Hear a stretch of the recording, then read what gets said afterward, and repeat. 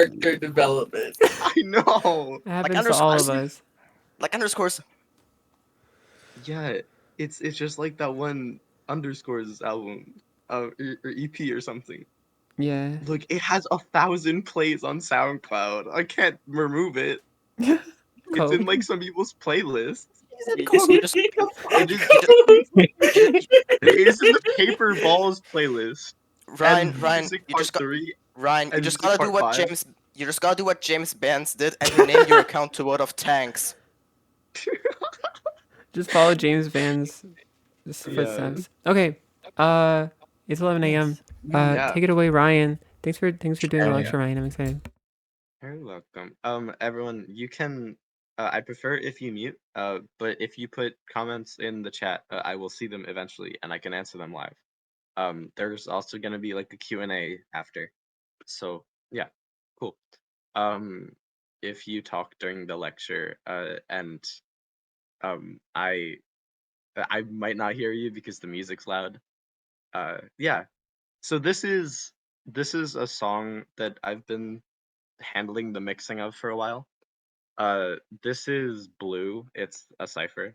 Um, and this only has one verse in it right now. I removed all the other verses because they're kind of secret.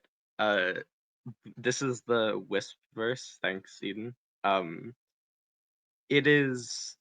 Uh, I think you should hear it first. This is straight from production. It is not mixed. It is not mastered. There has been like a little bit of mixing done, but it's mostly to make it like sound how I want. So like there's been like a flanger or a chorus or a reverb. That's not so much a part of the mixing process as it is a part of like sound design. Also, before I play this, you should get headphones or studio monitors to listen to this. I will be talking about stereo stuff. I will be talking about compressors. I will be talking about stuff that is relatively subtle and you can only hear on stereo stuff or binaural, I guess. So yeah, this is the first part of Blue.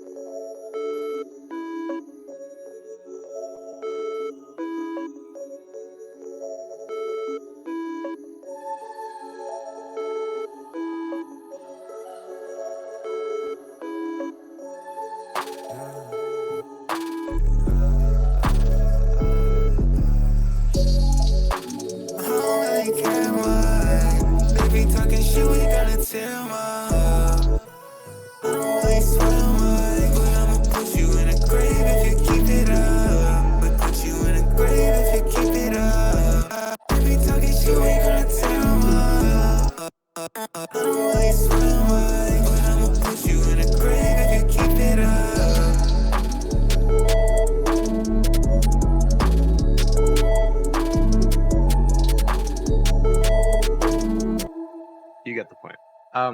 That is this is an FL Studio. This should apply to all DAWs. And the thing I just noticed or opened right here is my mixer.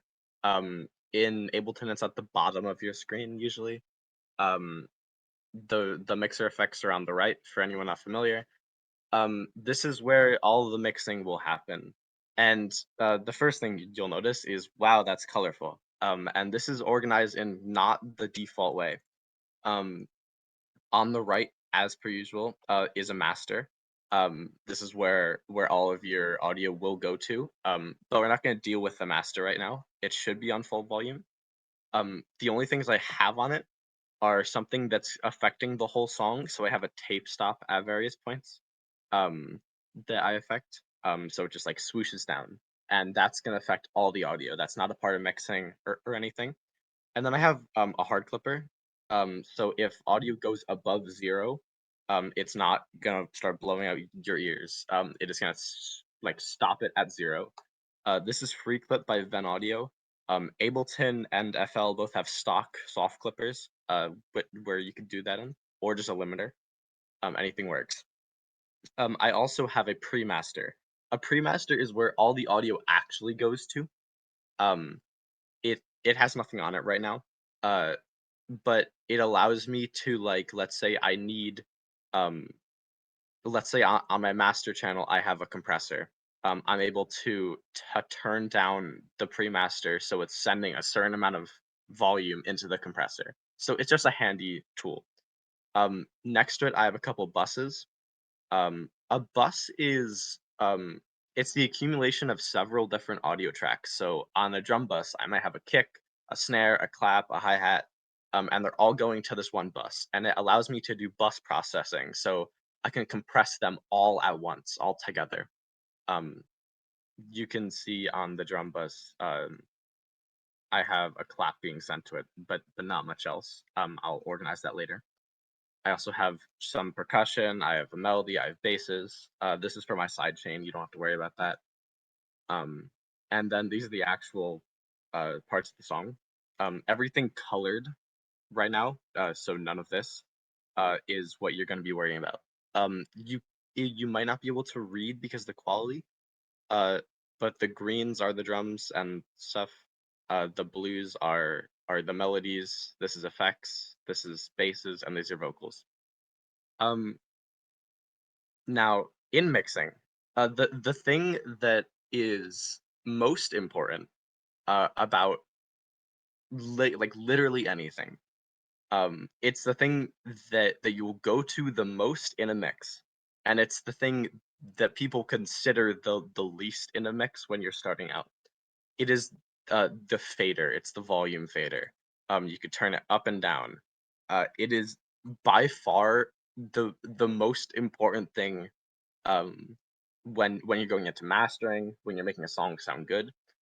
And if you go into like a production like this, you've probably already messed with the faders a lot to make it sound okay. Um, this step is called leveling. Uh, if you have a good, like a well leveled song, it is easier to mix it, and it's easier to pass it off as an okay mix. And it's also easier to have people understand what they're listening to because a badly leveled song is gonna sound shit no matter what. Um, so uh, when I level stuff, I start with a whole group together. Um, these are my drums. I'll start at this point and I'll loop it. I will go here. I don't have a kick in this song, or not until later in the song, which I'm not gonna worry about.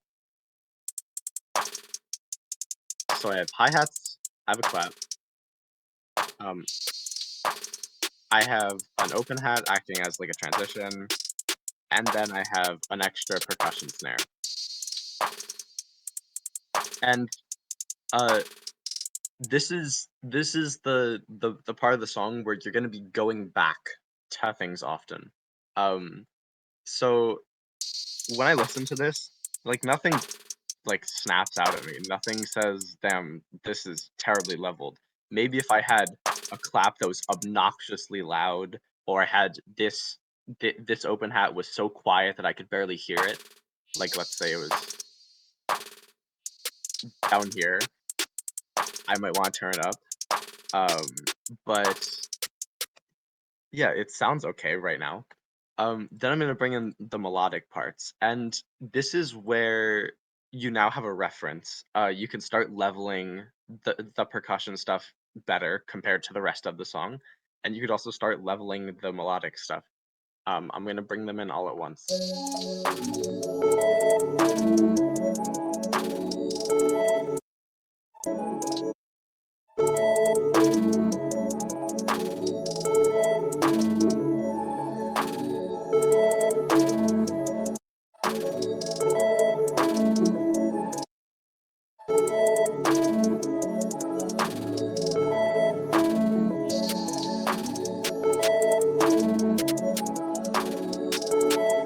Now some things start jumping out at me. I have this vocal part here. It's heavily reverb, but it doesn't really you're not really hearing it with the melody. You're not really hearing it in the mix. So I can start turning that up.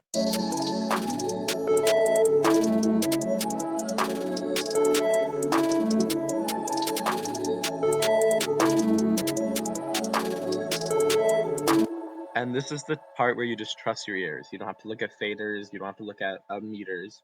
All these different things. Another thing that jumped out at me, even though this was in the last step, is this percussion snare is kind of loud. So I could turn that down.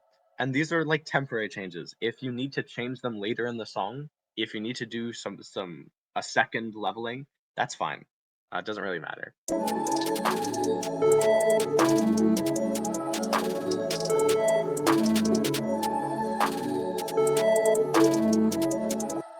Cool. Then I'm gonna move on to the next step, which is effects.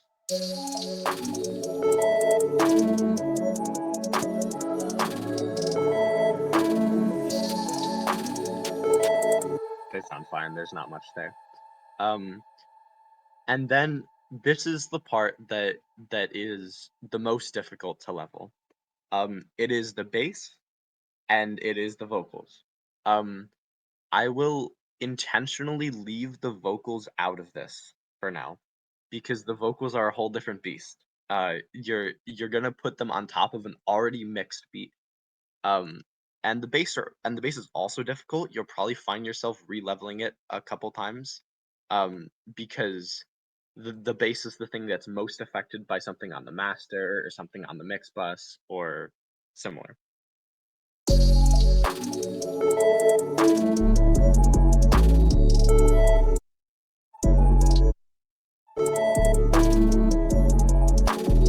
And for the record, if you're uncertain about stuff, the classic trick is to bring it down all the way in volume and then bring it up until it sounds okay.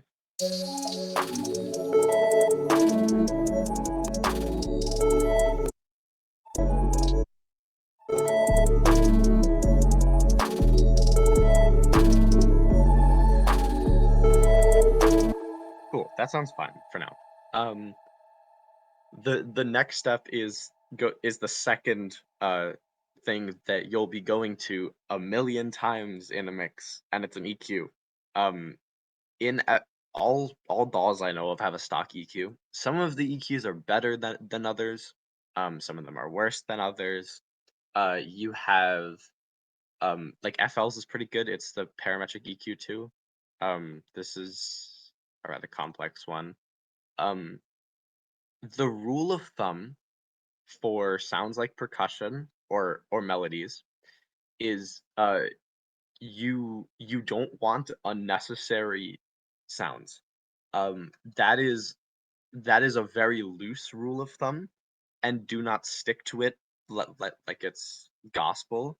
Do not like stick to it like it's a rule. It is like a very rough sound. I I I actually already did this because I just do it when producing, but like this hi-hat,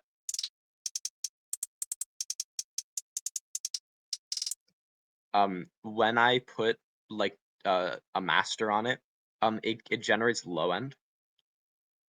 So I cut the lows out at like 1K, and it sounds good. Also on the melodies, I do a similar thing.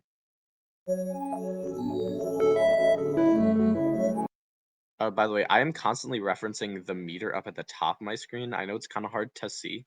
In FL, if you want to have that, you can click on this until it shows nothing. You can also use something like Span by Voxengo.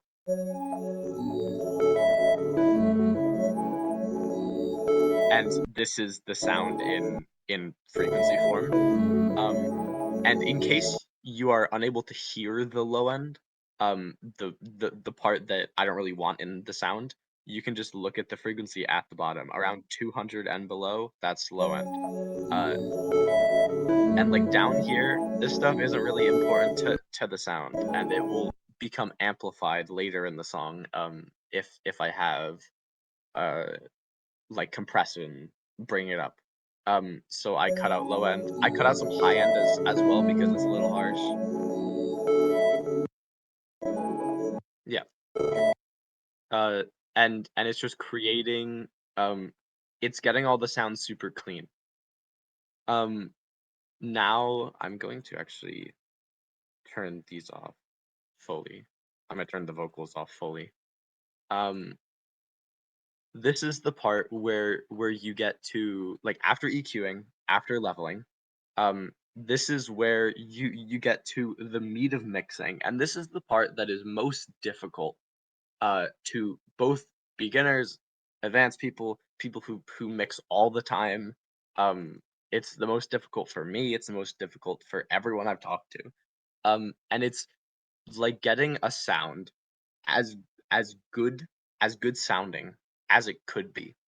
Um, because when you listen to sounds, right? You may hear it and say, "Oh, that sounds good," but uh, what comes with mixing practice and what comes with listening to music is you get to learn what it could sound like. Um, so, for example,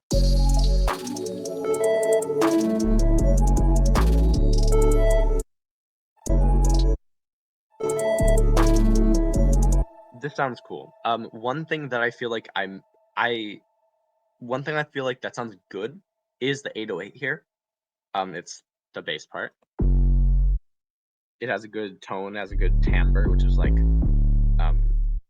how the sound is quote unquote structured. It's the texture of the sound, and I like the sound. But it feels like it's not quote unquote punching enough. It's not like it doesn't have as strong of a transient or an attack. That's the part at the very beginning of the sound.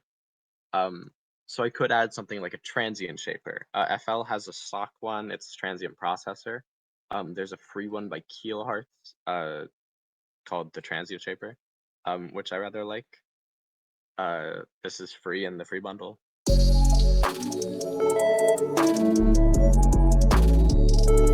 And you could just turn up on attack. So the first hit, like here, is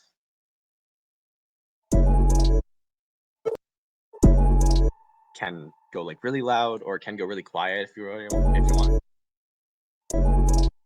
You could also change the speed of the attack boost and stuff.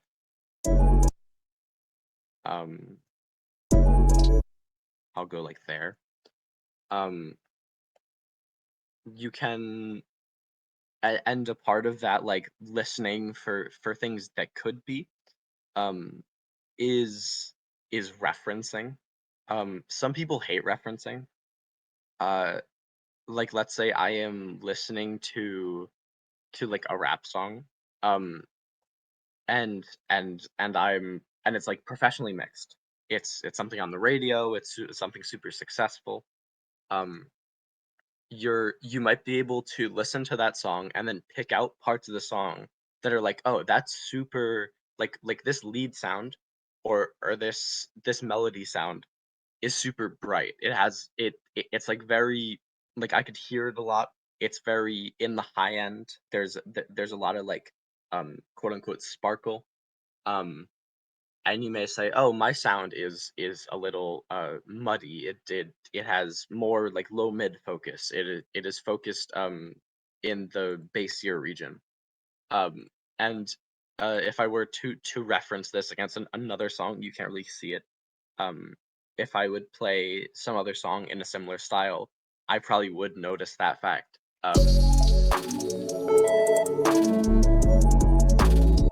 This is a sound if I open it up in span. Uh,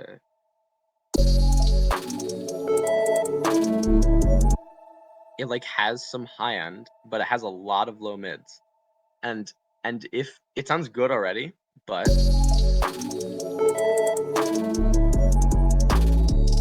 let's say I cut these low mids a little more to make it a bit more balanced, and then I compensate it uh with my meter or with my leveler.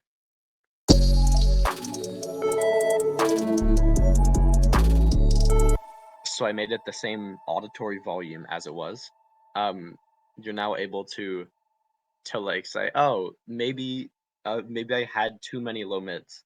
Um, if you are having trouble hearing that sound, I will solo this and I will flick this.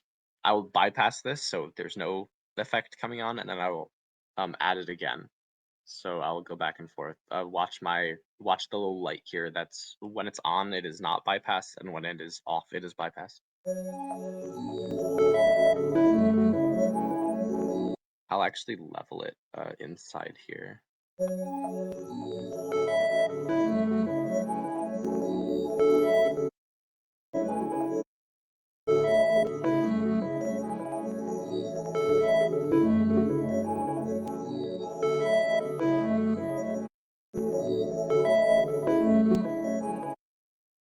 It almost sounds like it has like a bassier tone. When you're doing that like bypass trick, which I haven't, like, most people do that, most professional mix engineers do that. It like helps a lot. Um, when you're doing that bypass trick, um, it does often uh result in you kind of lying to yourself. Let's say I had this EQ turned down a lot. So like when I played it normally without the effect, it sounds like this, and then I hit on the EQ. It's suddenly super quiet. It sounds like I'm doing a lot to the sound. It sounds like it's thinner. It sounds like it's less present in the mix, and that's just because it has less volume. You should match the volumes when you're doing that to get like the best idea.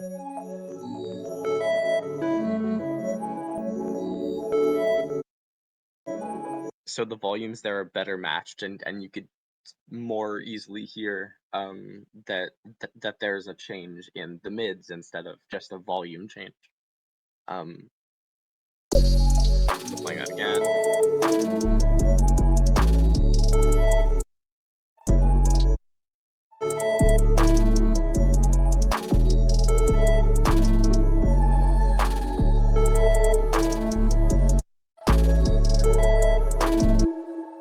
Um, Another thing I am kind of hearing here is there's a lot of melody parts, right? I'll go into the full.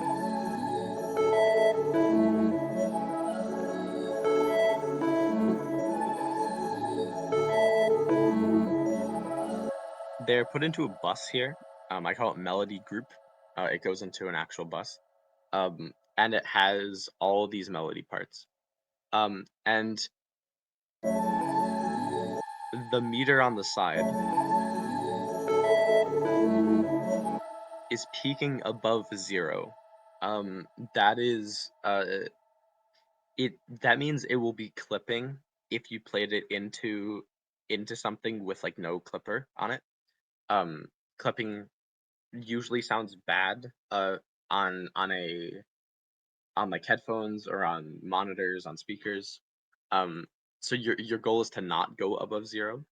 Um, so usually when you have a group of sounds that are going as directly to like the master, um, and you are and they're hitting above 0, uh, they're you probably want to have them like compressed down, so they have a similar volume, but they're not actually going above 0. And the way to do that, I said it, is with a compressor. This is another thing you'll probably go to a lot in a mix. Uh, Compressors are like notoriously difficult. I will use the FL Studio stock compressor. This will kind of act as like a tutorial into compressors. When the Ableton stock compressor is similar, the Logic one is similar. They all start on a preset like this. Um, So, FL compressor. This has 6 knobs. This has a threshold, a ratio. It has gain, attack, release, and a type. Um, my goal is to get this sound loud, the same loudness as I had it before, but to have it not be above 0, to have it not peaking above 0 dB. Um, the threshold knob here. says above what dB level is the compressor going to activate. I can mess with that throughout when I'm playing the audio. The ratio is saying how much is it gonna compress. 1 to 1 is just gonna compress nothing at all. It's gonna spit out the same audio as it does. 2 to 1 is it's gonna compress it like double its amplitude down. Go all the way up to like 20 to 1. That's really compressed. You should really never do this. Um, and that's squashing it like to a 20th of its amplitude above the threshold. So that's really compressed. Gain comes after the compressor, so it's like compensating for whatever volume you lost. It's just putting it up or down a certain amount of volume. Um, and the knobs that people really don't understand are attack, release, and type. Attack is how much time it takes between when a sound passes the threshold and when the compressor actually activates. And release is is the opposite. It's how much time it takes from when it goes under the threshold to when it like releases, to when it stops affecting it. Um, and the type determines the curve of that. A hard, as we call it, a hard knee, is going to be much more abrupt than a soft knee or a medium knee. They have other modes here. You can mess with them. You're not going to really hear them a lot.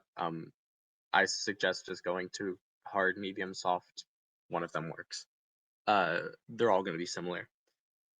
So with my goal of getting to with my goal of I'm reading Alex's thing here.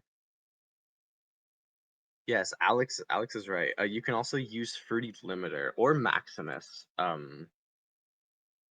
Fr- I Fruity Limiter shows you what you're compressing. So like this is the compressor part here. You can see in purple that this sound is being compressed. There's also a visual one in Maximus. Let's say I go to the master thing here. This is a visualization of the knee. This is like hard knee. This is soft knee. Um, and this is like the thresholds. You have a ratio. Uh, it's I think it's kind of confusing, but it helps a lot of people. So just mess with compressors. You could also get other compressors, like the kilohertz compressor. Is simple. It like has another meter here.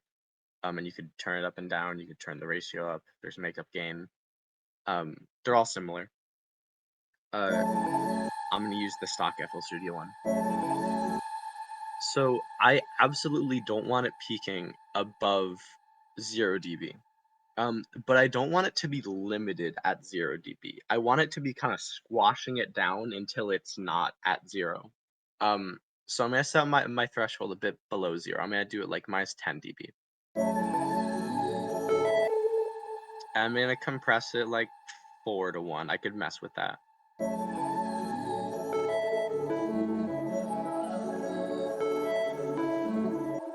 I want it to get a lot of the sounds. So I'm gonna have not much attack. I'll do very like fast attack. But I want it to really only get most of like the sound that is going above the threshold. And I want to squash that down only and nothing else. So I'm gonna have a fast release as well. I don't really care about the knee. I'll go on soft.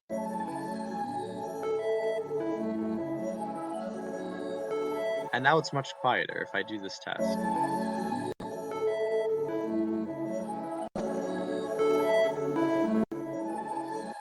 So I could bring up makeup gain again.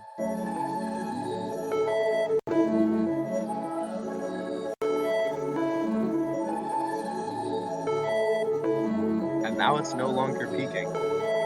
I might have to turn the ratio a little bit. And now it's no longer peaking, even though it's at a similar volume.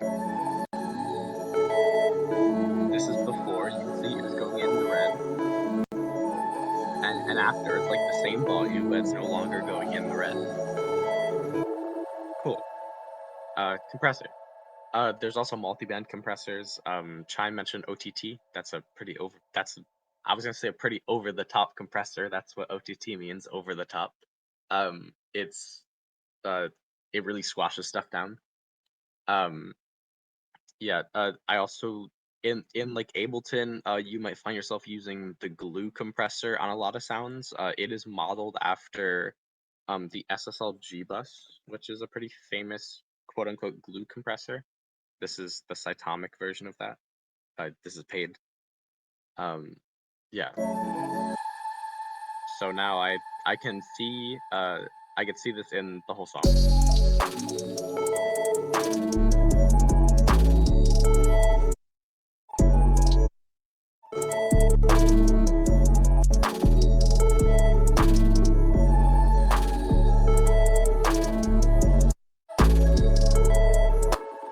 Cool. Sounds good. I I'm actually gonna discourage doing what I just did. In a general song sense. You really should mix in context. There's what I did there is I soloed all the melodies, so nothing else was playing, and then I listened. And the point of that was so you could hear what the compressor was doing. Um, where you could hear that it was squashing it down, and having it not go above zero. But when you're actually mixing, if you can't hear something while the whole mix is playing, it probably doesn't matter. Like, let's say you have something that like you play just this melody and you're like, oh damn, I don't like this part of it. But then you play it in the whole song and it doesn't jump out. It probably doesn't matter. It's something uh that only you, the producer, will ever hear, and trying to remove it is gonna bring you more hassle than is like required.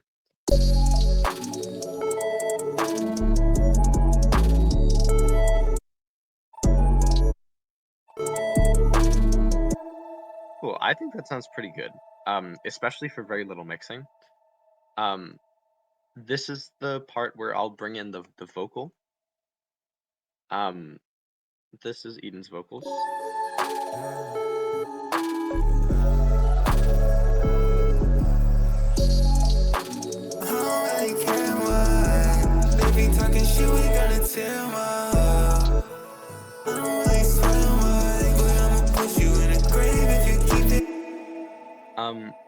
So it's made up of a primary and a secondary. They're compressed together. The primary has an EQ, and it has a reverb on it. You can use any reverb. I want to make a note about vocals here, because it's a thing that a lot of people struggle with. There probably should be a dedicated lecture at some point, if there hasn't already been, about vocal processing. But this is something that applies a lot to a lot of sounds, and vocals are the most obvious. In an EQ, I'm going to go into the parametric EQ because it has the best indicators of that. I'll make this really big. On the top here, it's kind of hard to see in the stream, but there are different parts of the EQ. There's the sub down here, the bass, the low mids, the high mids, the treble, and then the spot called PRS. That means presence. It goes from like 4 to 6K. That is about the range where you need to get really balanced in a vocal. So let's say I'm playing Ian's vocals, just alone, soloed, and I have too much presence.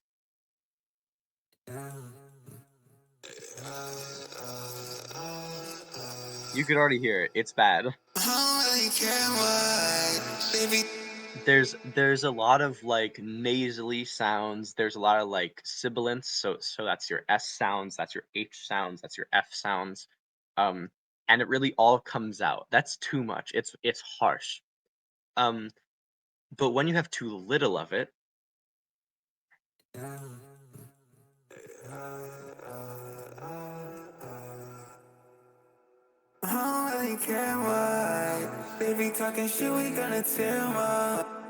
It now feels like you're missing a part of the vocal. If you have the right amount of presence, it will make your vocal, quote unquote, present in the mix. It will make it stand out over the rest of the song. It will make it nice. If you have too much, it'll be harsh.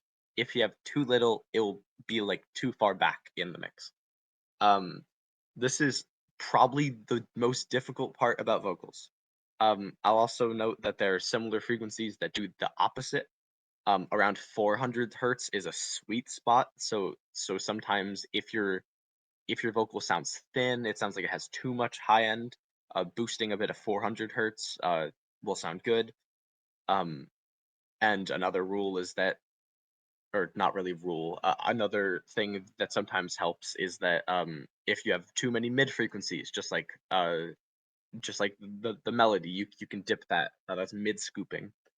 I already did this in an EQ. I dipped a tiny bit of 5.7K, and I gave a little bit of 433 hertz, which is around the area. That makes it sound less thin. And the vocal sounds pretty good on its own.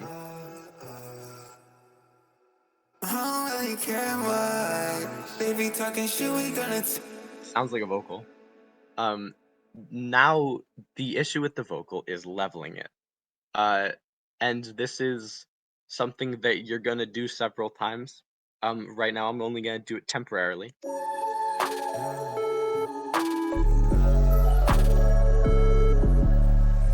I'm just bringing it up as it plays.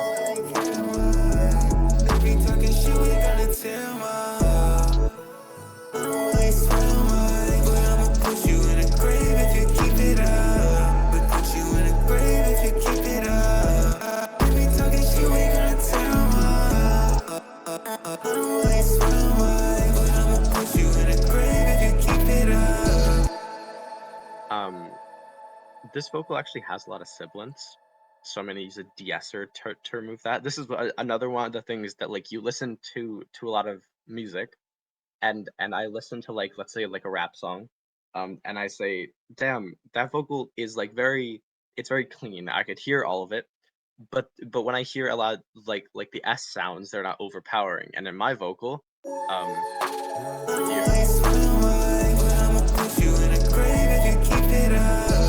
like the keep it up, you get a lot of the mouth sounds. They're very harsh. So I could use something like a de-esser. I will use I guess I'll use the fab filter one because that's a very common one. You can use any de-esser. There are free ones.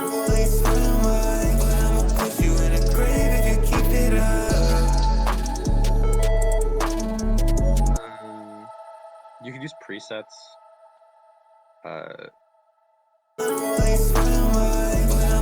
They're unfortunately gendered. Don't just ignore it.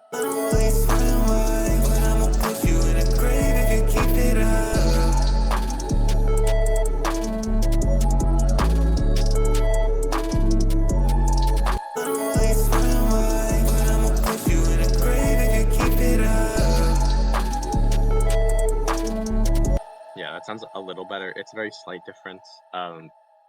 You can when you're working with your own vocals or with someone's vocals, you can mess with that.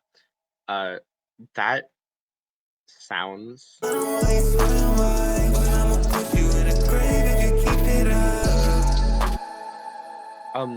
it's not perfect, but it's a good start. You have now a song that is leveled. It has at least okay EQing, and all the things sound at least clean. Now some of that stuff will start jumping out when you get to the gain staging process. This is a process that allows you to get ready for mastering. And it's where you bus all of your sounds together. So I'm going to take all the drum sounds here. I have clap, hi-hat, snare percussion, open hat, impact. I'm gonna route them to buses. I will send this to I will send open hat and hi-hat to the drum bus as well as the clap. I will send all the melodies to the melody bus. The sweeps don't have to go anywhere, they're just sweeps. And I'll send the 808 to the bass bus. On some of these, you're not going to be doing anything. Like the 808 on the bass bus doesn't really matter because it's the only bass sound. But the drum bus is pretty important. The melody bus, I don't really need to do anything with it. This is where stuff in your drums might start sticking out. The goal of busing is to make everything glued together. If you listen to if you there's some good tutorials on YouTube on how to make things glued together. And if you go to the beginning and the end of the tutorial where it's not glued versus to where it's glued, you'll start to hear the difference between them. It is done via compression and saturation. It makes things sound like they're together in the mix instead of their own separate objects. So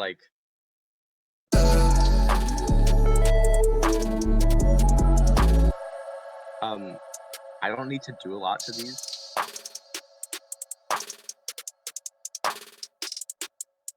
Maybe a little compression. This is yet again another thing that you can reference.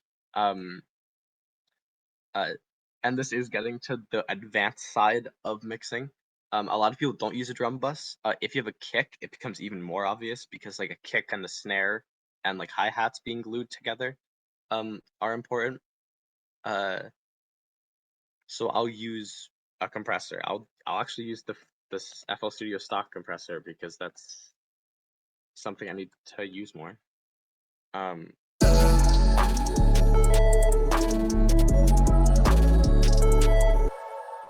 It's light compression. There's not a lot to it. It's gonna be hard knee. It's gonna be a slower attack. Because I want to let transients through.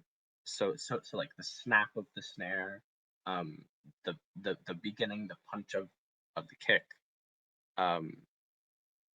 And there's going to be a medium release. It doesn't really matter. And then I mess with the threshold.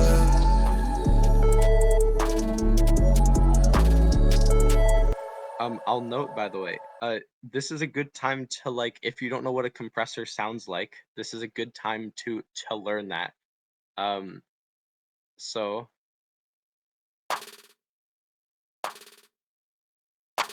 let's say a level here. This is very overly compressed. Listen to just the clap for a sec. This is without a compressor. This is with a compressor.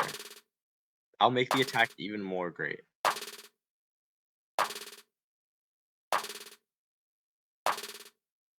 Compare to. It almost gets a sharp transient. Listen to the beginning of the sound. Compared to. That's because the compressor is compressing everything after 30 milliseconds, which is when the initial attack is. This is, I guess, part of the reason why you're using a drum bus. It's to make the transient sound nice and clean. You do not need to do stuff this loud. Sounds kind of high, so I'll do 10 dB. I'll include these.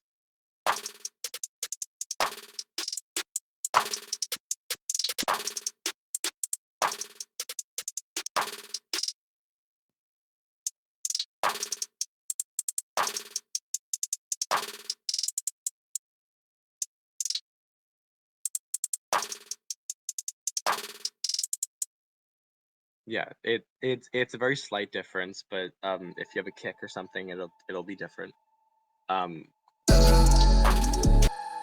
Another thing I have to worry about before I get to any of this is gain. Uh, it would help you a lot if you were able to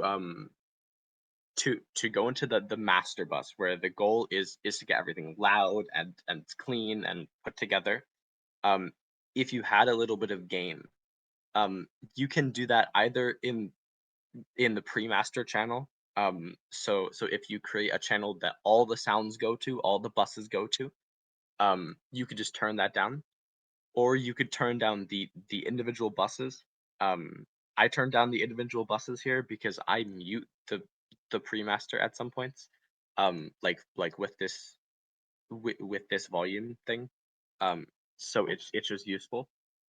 Uh, but you can do it in any way you want. Some people say to literally go to all of your sounds and turn them down a certain amount.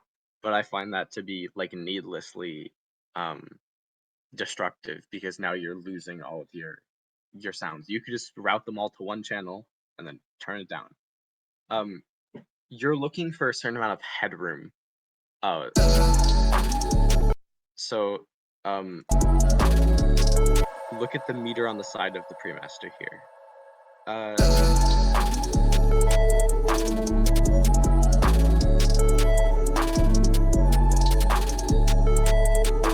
It's peaking around 6 without the vocals, and with the vocals it's peaking around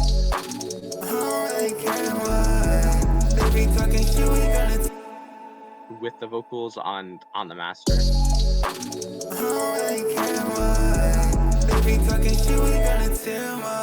It's peaking kind of loud. So you're able to if you want more headroom, you can just turn these down a certain amount. The only way to really know if you want more headroom is to start mastering.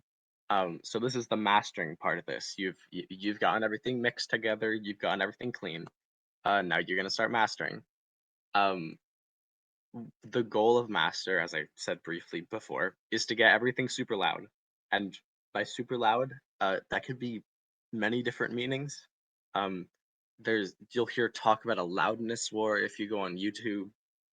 Um, you could try to get your songs super loud if you want. They may not sound great. They can sound amazing if you want, if you're able to. Uh, but you could also just get to a medium loudness. You just don't want to be quiet. Make it comparable to other songs that you've listened to. Um, and if you want to measure that, there's a free plugin called Union Loudness Meter. I have the paid version here. It will measure in a different scale called LUFS. You can look up standard LUFS levels. The here if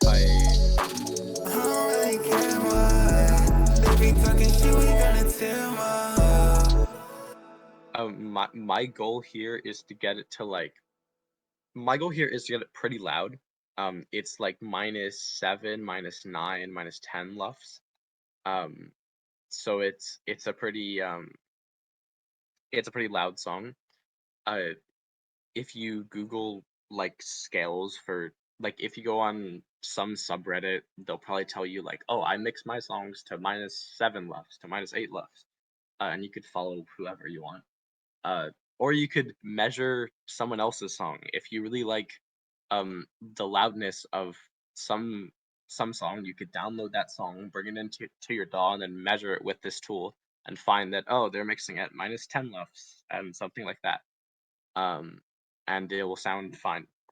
Um, so the way you make things loud is once again via compression, and it's also via saturation.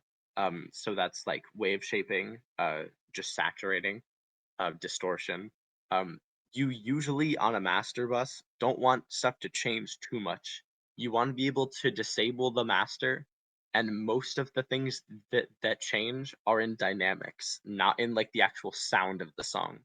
That's not a rule though. If you have something on your master bus and it makes your song sound good, even if it changes the whole sound of the song, then fuck it, whatever, go for it. No one's here to judge you. The only people who will judge you are like 50 years old. So you're fine. This song doesn't really have any of that. If you want to experiment, go for it. If you want to add like a chorus to your master, fucking whatever. But you could do anything.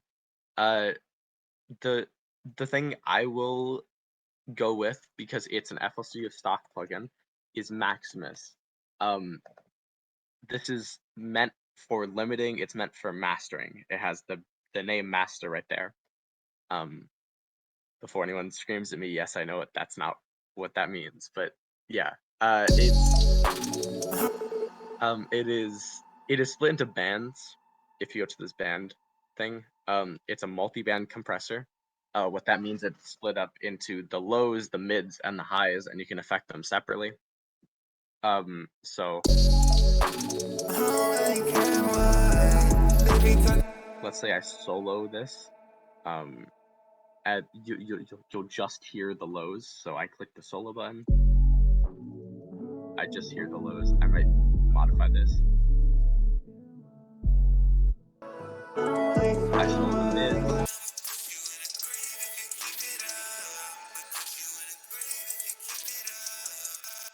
And you could do mastering here. You can compress them all separately. So for example, I will, this is how you compress it. This is the knee. This is the threshold and the ratio and all that.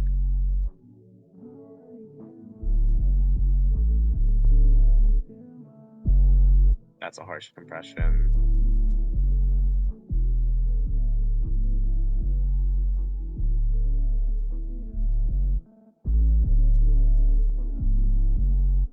And you can, if you fuck with it, you can do a bunch of things. You can hear what it does. And down here.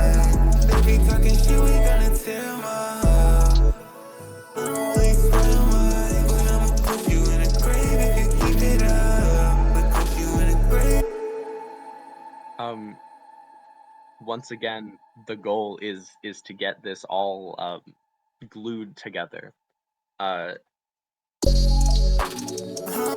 the way, the best way to like learn what a glued song sounds like is, well, one, to look at tutorials and see people master, and then see like what it sounded like in the beginning, and then hear what it sounded like in the end. But also, if you go to certain multi-band compressor plugins, in Maximus, you can go to mastering presets, and they probably won't work for you without a little tweaking. So like if I go to clear master, that's fucking loud. I don't want that much. Like what they did here is they went to each of the bands and they turned them the fuck up. You don't really need that, because your song is really loud. That's clipping, but you could turn it down. I'll turn it down on the master. So like.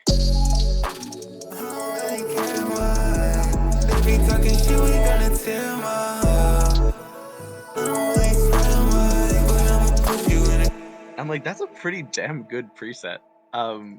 It's if I like disable this, you'll be able to hear two things. I will focus on the bass, the 808, and the vocal. Focus on those, and see how it sounds.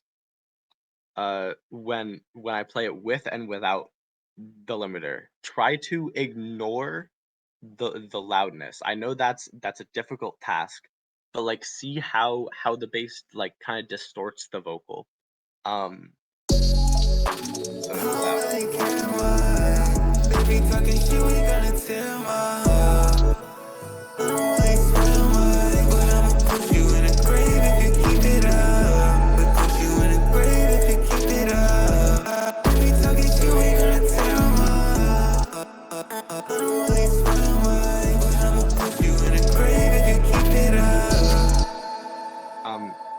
I know it is difficult to hear, especially for for a for someone who probably hasn't done mastering before.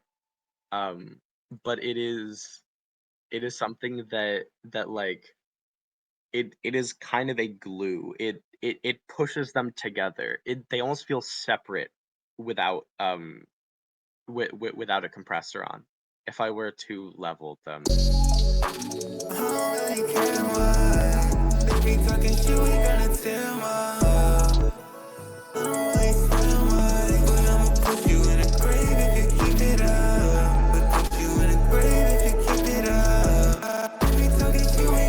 you can kind of hear it better.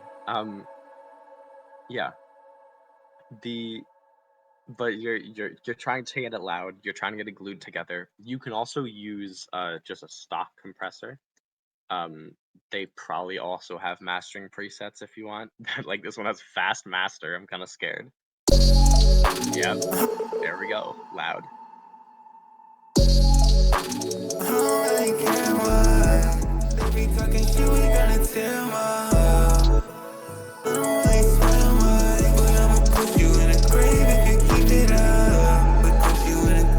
It's very slightly like squashing it down.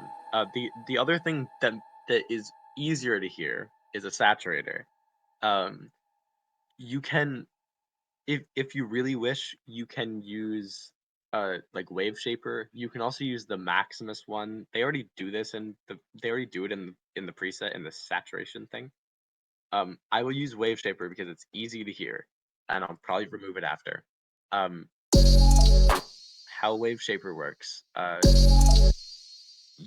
You're gonna want to twist this. That's it. You're probably not gonna use this on a master, but it's very slight.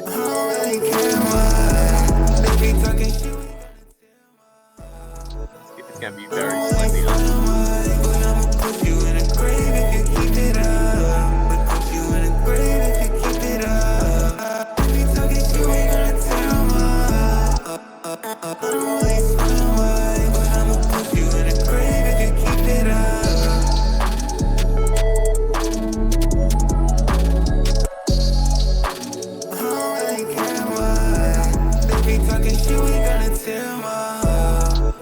That surprisingly doesn't sound bad. It's yeah, you're just saturating a little. Um, you're making it a little bit. You're basically adding harmonics. You're adding extra frequencies above each. Um, it makes it more pronounced. It makes it more glued together.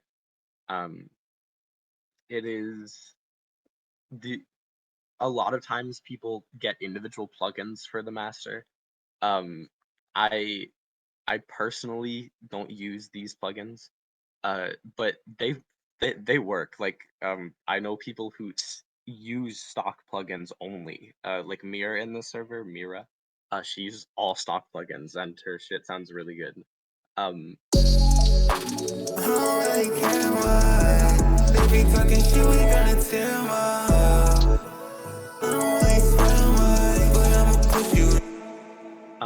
I am going to now. That was like a basic mix, basic master. I'm gonna also demo it. It might need some tweaking. On this part. This is the acoustic part. I will play it without the master first. Um, it goes straight to the master. So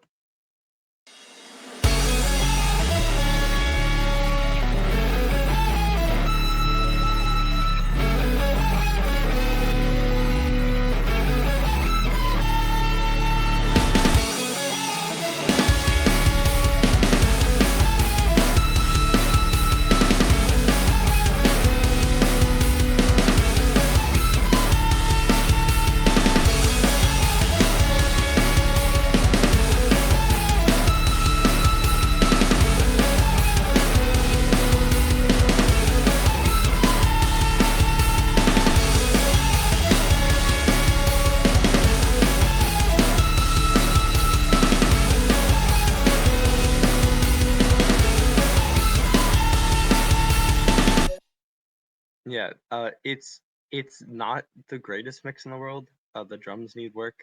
Um, for anyone actually working on this project, no, this is not the project file. It's mixed differently.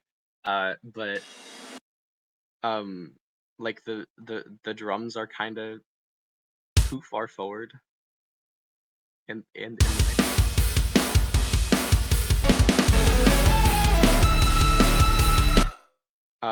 But whatever. If I put this master on, it might not work. It might work. It's actually pretty good.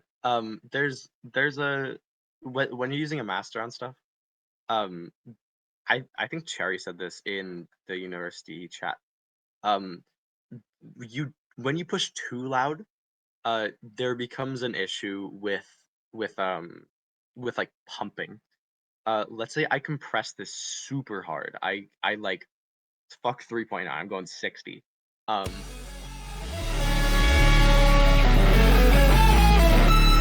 Sounds fine, right?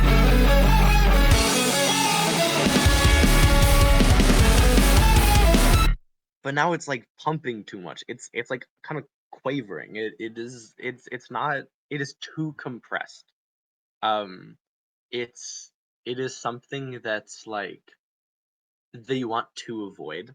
Um if you listen to some masters on SoundCloud, this is an issue that people tend to like not notice before release because it's super loud. Um, their song sounds fine. It's like clear. It's not like distorted. It's just too compressed. If you want a visual representation of that, I know some people don't like visual representations. But if you want a visual representation, go into the same Julian loudness meter.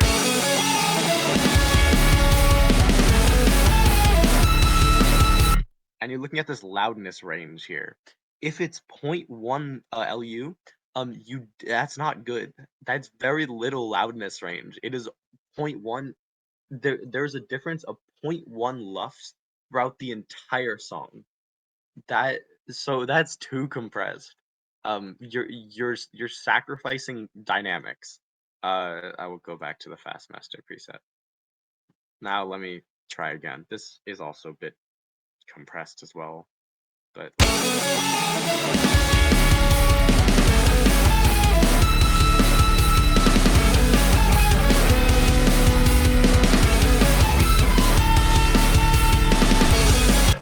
I would even say this is a lot compressed. It like this is 0.3 lufs. On a really good song, you'll get 1 luf or like what 1.5 maybe 2. That's like a really good master. Oftentimes you don't need it to be a lot, especially on a song that's like almost a wall like this. You can look at the waveform. Um, on the actual like hip hop part.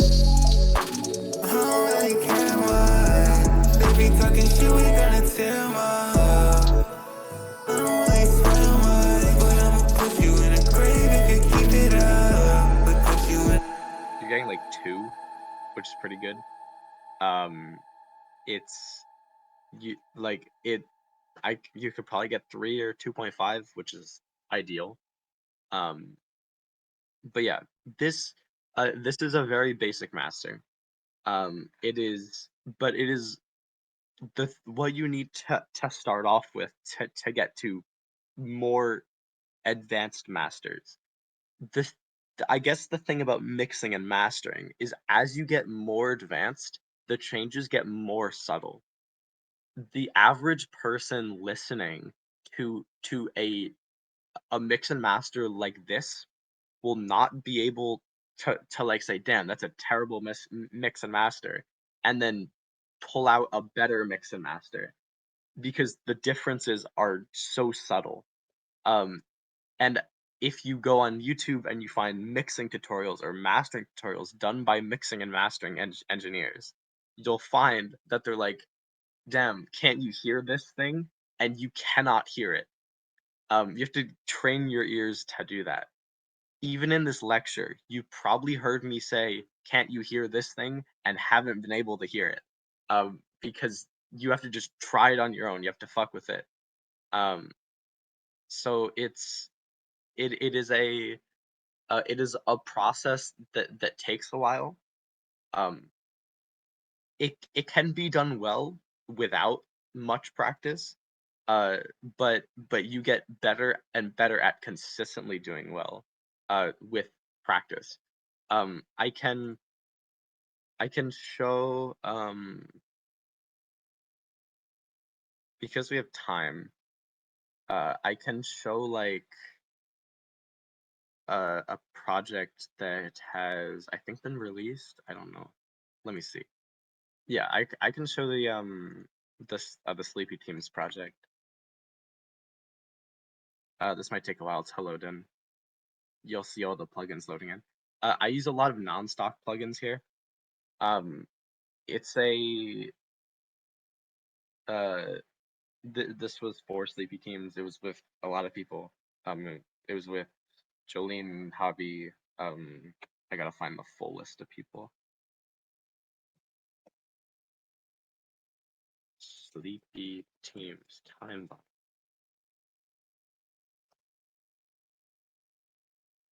Okay, it was with River, Hobby Boy, Aris Moon, Wild World, Avery, and Jolene. And it was released about a month ago. And I did mixing and mastering on this. It's a less clear project file. There's because it's a mix of production and stems. Um, so other people sent out their production in an audio file, and then I just mixed it back into my project. But I think this project is a good example of breaking the traditional mastering and mixing rules, and it's still sounding good. Hopefully my CPU doesn't die during this. Yeah. Um, the the the idea before it happens is mixing into something. So instead of mixing without a master chain on, mixing without anything on, you mix into a compressor so you know how it will sound. Um, and it's something that like I think I learned it from a mix engineer named Jason Joshua. It's mixing into um it was mixing into a clipper, I think, but I mixed also into a compressor. So the sound is while I'm producing going into a compressor. Um, and if you haven't heard the song, I will play it. Oh, this is actually with the master off.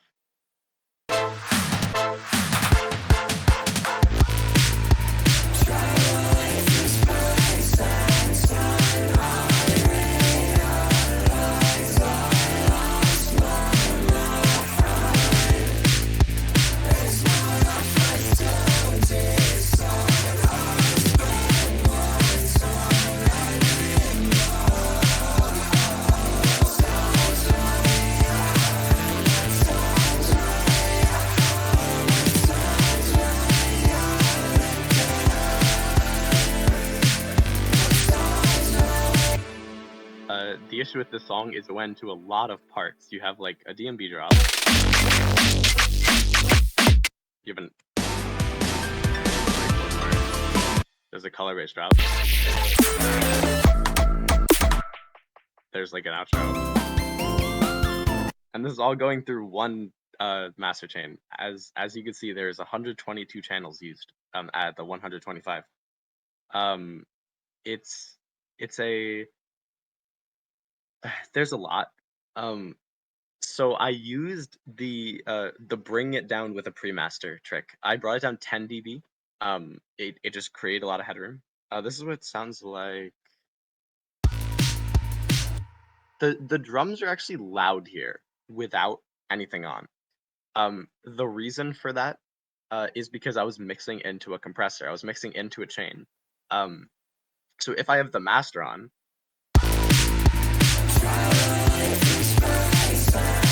the snare might be a little bit bright, but it sounds pretty good. And like you might say, damn, I'm breaking the rules. It doesn't sound good without a master, so how's it gonna sound good with a master? But the kick and snare are super punchy, and it punches through the mix, and it sounds good to my ears.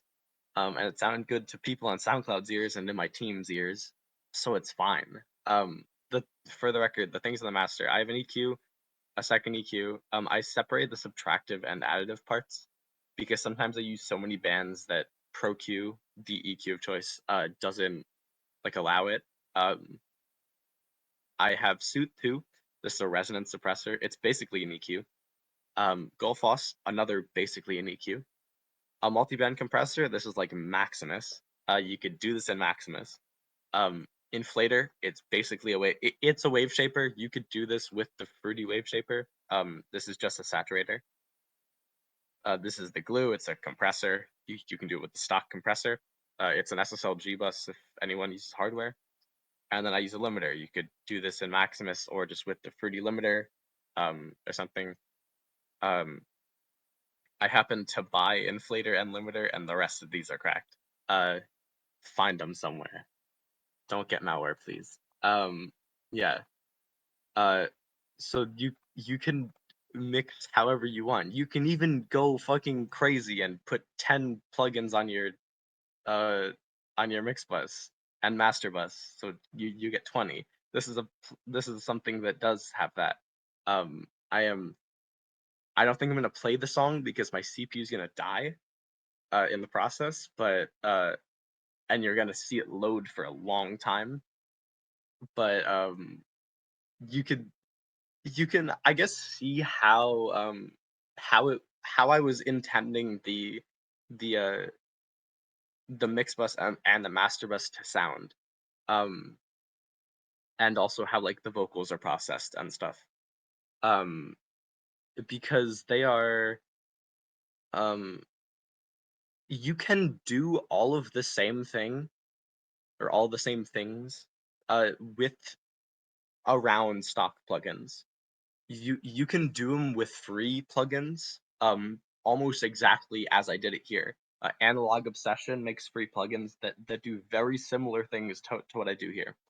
Um, on this, it's already 100 CPU at idle, and it's 115 megabytes or 11,000 megabytes of so 11 gigs of RAM being used. On my master, I have a clipper, so this is a bit of saturation. It's whatever. This is um this is like an EQ multiband compressor, um basically an EQ, basically a saturator, compressor, um EQ. It's an exciter, so it's a saturator, another EQ, a multiband compressor, so like Maximus, EQ, it tape saturator, so saturator, EQ or compressor, saturator, fucking everything. It's like Maximus. You could do a bunch of things in it, and then a limiter.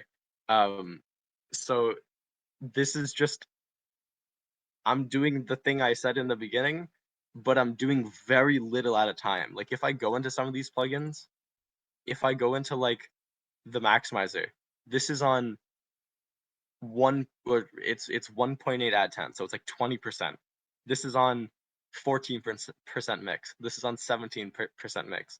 When you get into more advanced mixing and mastering, you do a lot of very subtle things, like True Iron's on probably 15%. Um, this is the compressor I mixed into all the time. I did not turn this off while I made the song. Um, this is on 10%. This is on 7%. Um, so it's a lot of like uh getting it all together step by step. And if you want to follow tutorials, if you want to look up master chains, if you want to look up chains for vocals or for drum buses or something, you could find them. There's people on YouTube who publish like Twitch VODs of famous producers who go through their songs and they show all that. I'm pretty sure Disclosure uh, did his Disclosure is a duo that does house music and they have really good mixes. Um, and they've gone through their like drum bus, they've gone through their master bus. and you can start to hear that.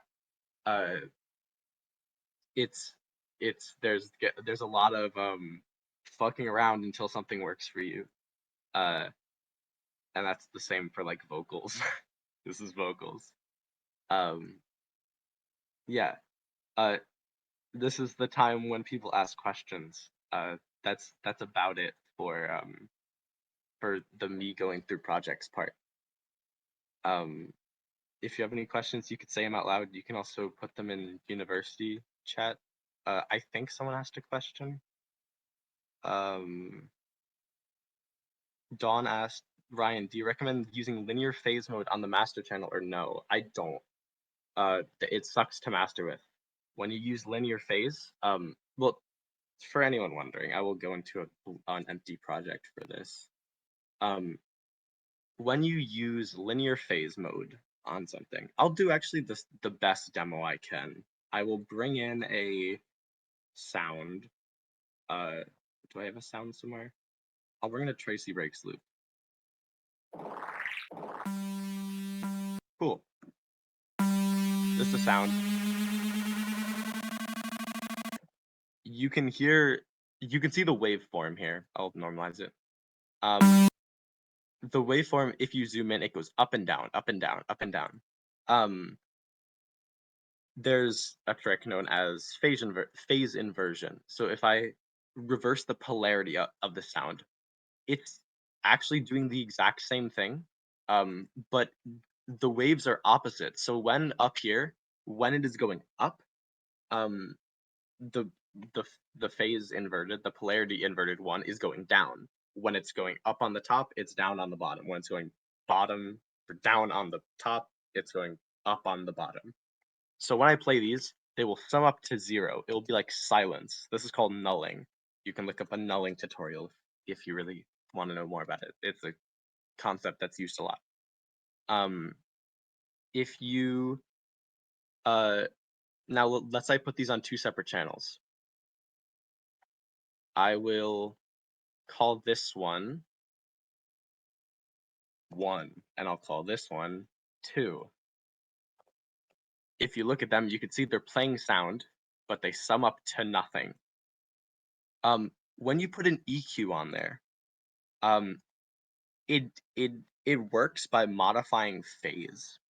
Phase is a concept that has a lot of repercussions and will get you down a lot of rabbit holes and will make your head hurt a lot. Speaking from experience, but it's the thing that causes a nulled signal like this to turn into this. When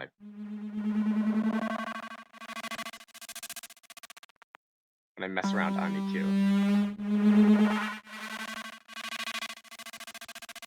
EQ. Even though I am doing, let's say I'm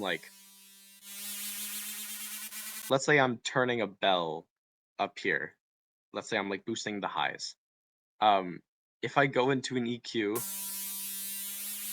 I still see a low frequency, and that's because that's a phase artifact. It is a consequence of phase. If I turn on a linear phase mode, it's a lot cleaner. There's no phase artifacts anymore. There's nothing in the low end. But there is a delay. So let's say I go into like on the master. Let's say I have one of these, and I'm going into Pro MB. It's a multi-band compressor, like Maximus, and instead of dynamic phase, I go linear phase. You can look at the track latency. That has added 90 milliseconds of track latency. It's when you do it a lot, it stacks the hell up and it sucks.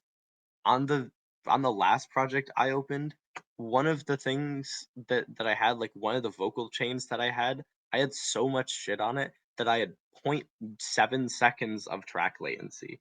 It is not worth it.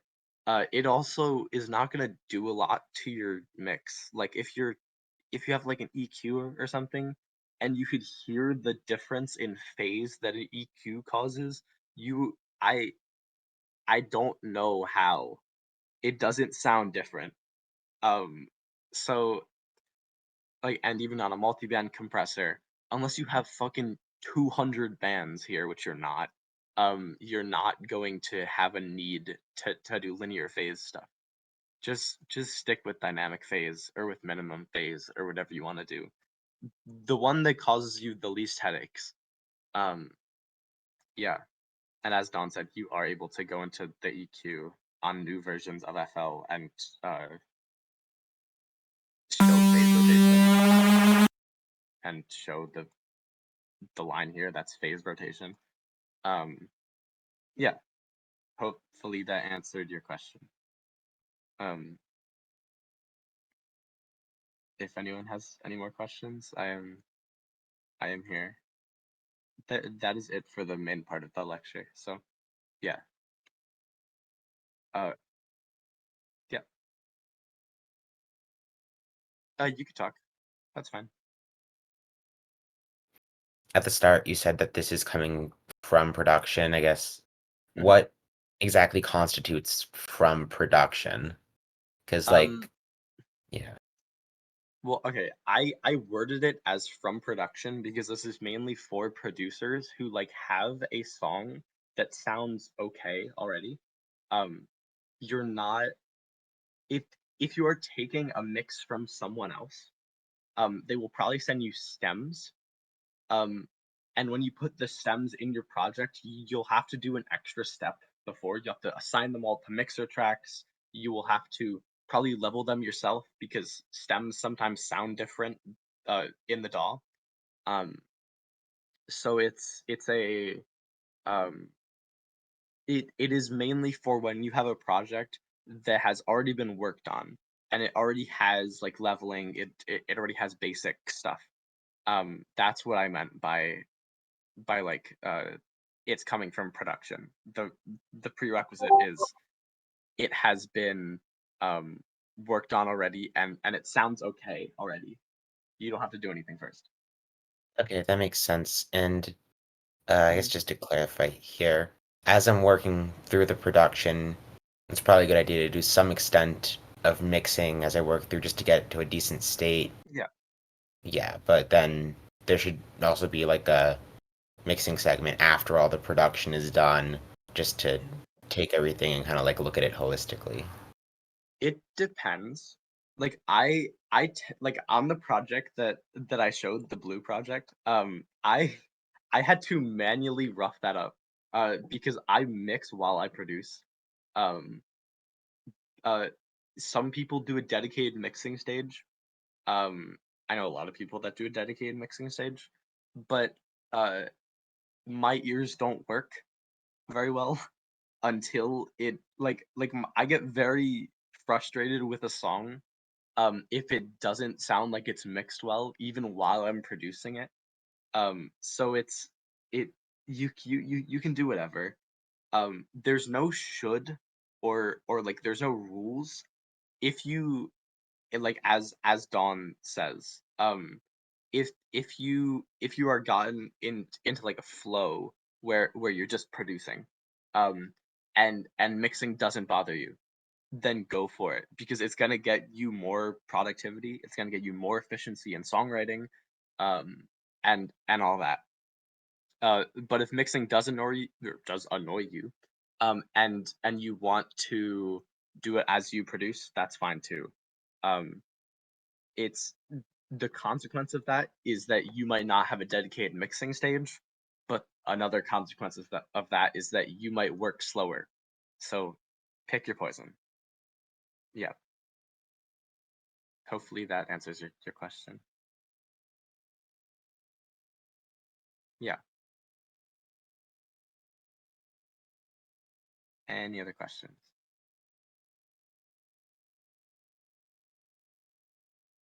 Or if you want me to show another song or explain how I did something in a song, that works too. Yeah. I gotta scroll through the Wyvern says, Ryan, can you crack inflator for us? No. R2R already did that for you. Um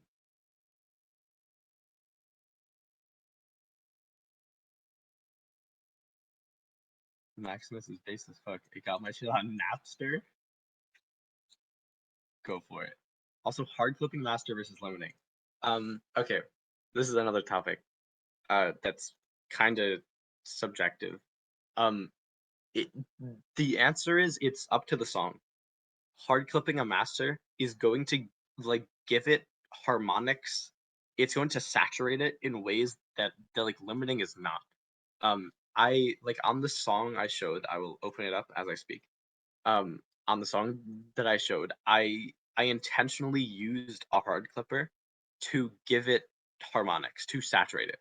A limiter is going to be much cleaner. It's going to be much more transparent. It's just going to cut off everything above 0 and then leave it. You're probably going to hear a hard clipper more than like a transparent limiter. So the answer is it's up to whatever sounds the best for the song. Try both. Sometimes you get like once you've done enough of this, you get to the point where like it is almost like a reverb or like even like OTT if you've used it enough, or a delay where you know what it's gonna sound like when you put it on a track. You don't have to experiment as much. You just know that this is gonna sound like quote unquote warmer. This is the project where I use a soft clipper or a hard clipper. In this, I actually used a soft clip before. I used a Quintic on like 20% mix, and it goes into a hard clipper. And yeah, I use that even before a limiter. You can fuck with master chains and shit.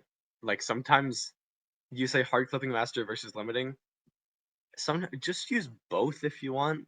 Like people do like double limiter, triple limiter setups, makes their shit super loud. It's this current song I can't play it right now. It would I might have an audio file on my desktop. I do not.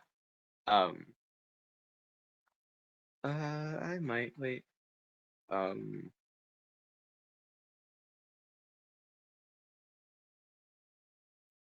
Wait. This should be it. It's Sorry, I here just it came is. back. Is the lecture still going? Yes. I will. Like this is the project. You could see in the waveform that it's really fucking loud.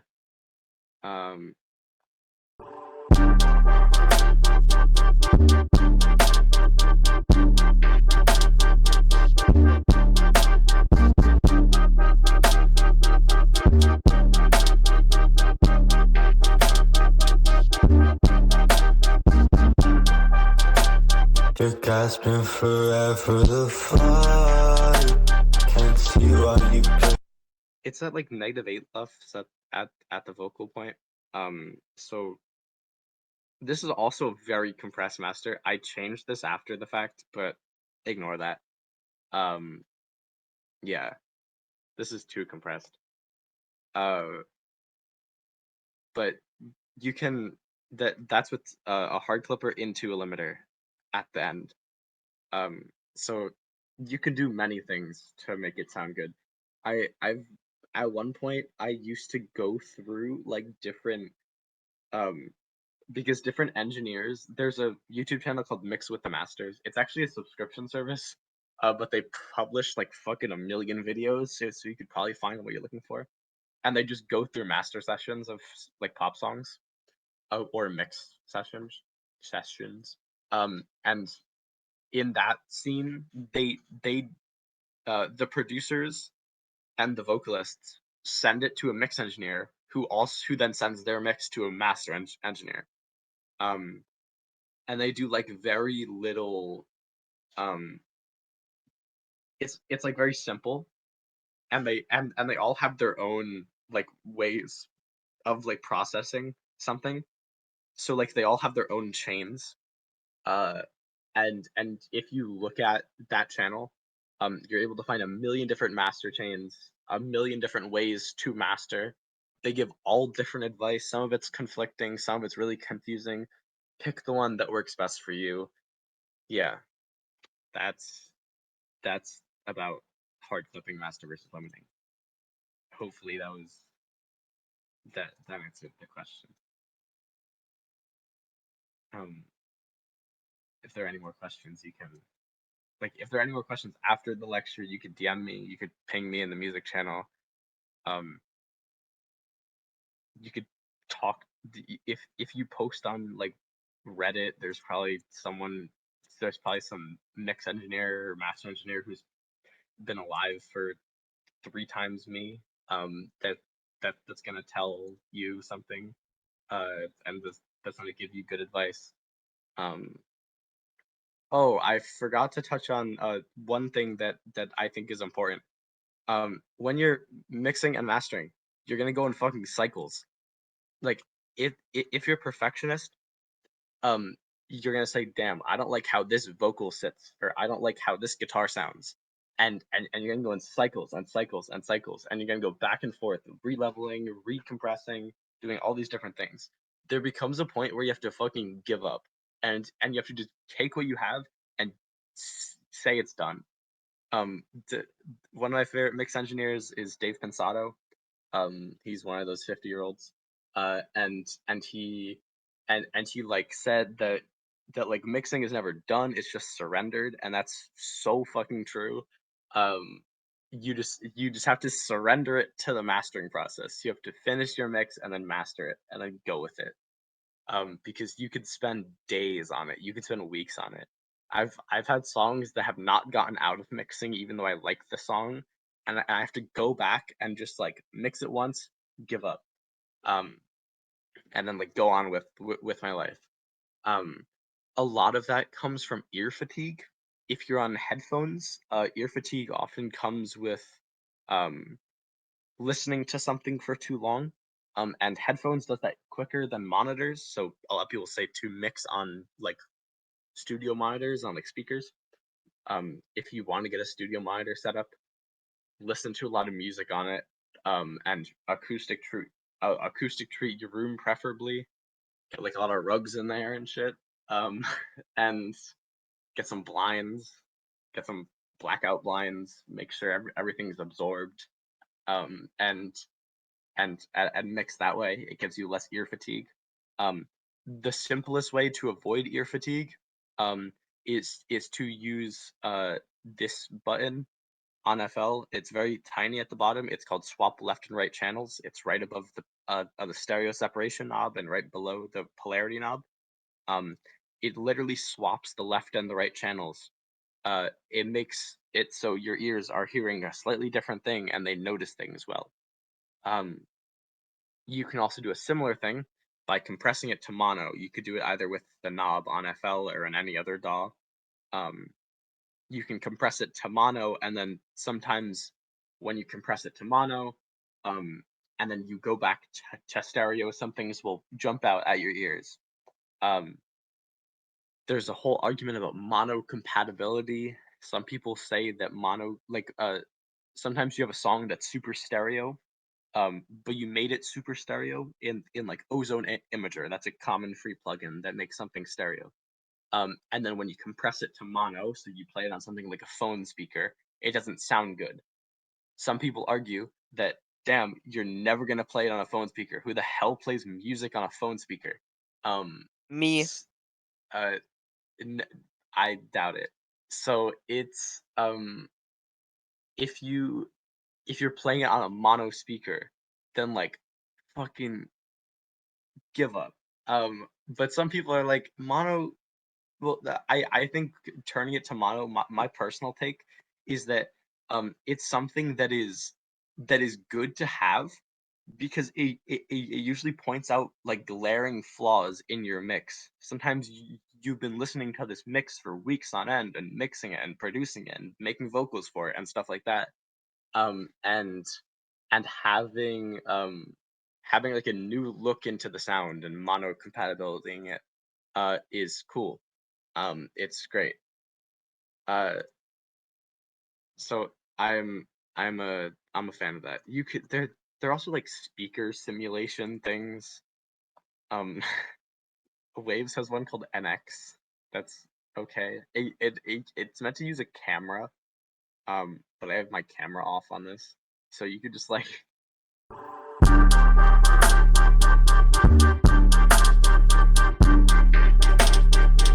This is around how like you would have a speaker set up, but you could also like fucking rotate. You have them behind you. This is HD audio. You can have them all on your right side. It gets super weird. It's it's a fun plugin. You could also use like Doppler effect shit. This is Doppler Pro by Tonsturm. Like I don't know.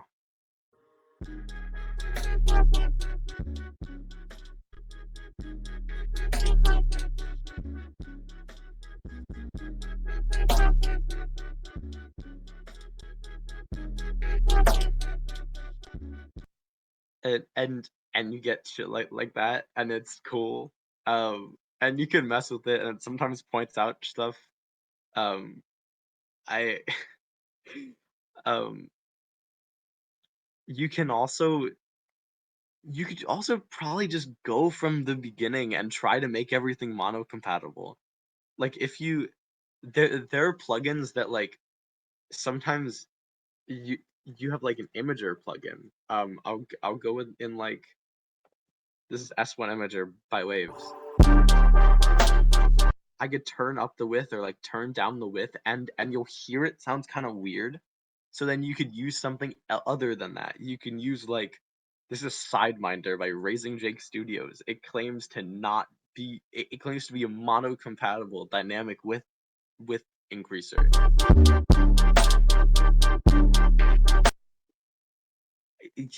Just fucking the plugin's like $40. It's you don't really need it. Just do whatever sounds good. If you hear it like flanging or making a chorus or phaser effect on mono, it might be a red flag. But also if you're too tired to, just give up. It's probably fine. It doesn't really matter. I know this lecture has gotten increasingly pessimistic as it's gone on, and I'm sorry. But like sometimes you just have to give up. In a mix, and that's okay. And sometimes it's fun to like ask for ears, ask for someone to tell you advice or feedback and shit, because sometimes they just hear it differently than you, and that's cool. Yeah. Don asks. Oh, John says, try putting a pitch shifter on the master and moving it and moving the whole song up and down a semitone. That's cool. I like that. I would also sometimes if you like songwriting and shit, you can use like a resample mode. I don't know what it is on Ableton. It's the one that when you make it faster, it goes up in pitch. It's sometimes cool to like speed it up or to slow it down.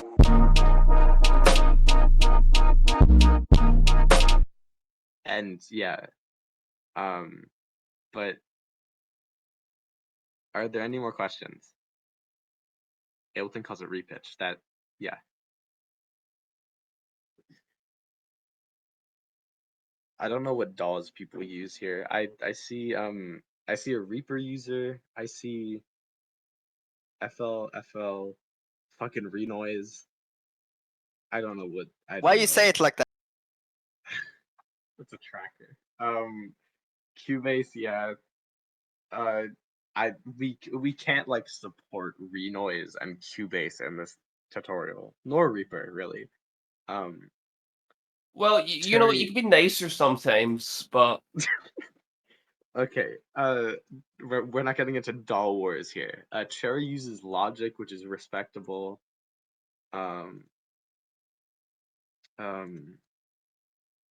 I'm seeing mostly FL and Ableton users, which is good. Yeah. So yeah. Reaper does have a pretty good stock suite. Also, shout out Mixcraft. They have good stock shit. I never thought I'd say that. They're by Acoustica Audio, if you've ever done that. Also, shout out Luna. They're made by fucking UAD. I'm getting off topic now. Are there any more questions? If not, it will end.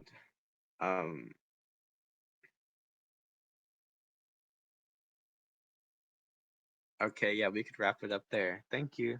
Thank you for listening. Thank you, Ryan. Everybody Thank say you, Ryan. thank you, Ryan. It's gonna be a wall of noise. Thank you, Ryan. Ryan, That was Hey, awesome. thank you, Ryan. beat battles in 20 minutes, right?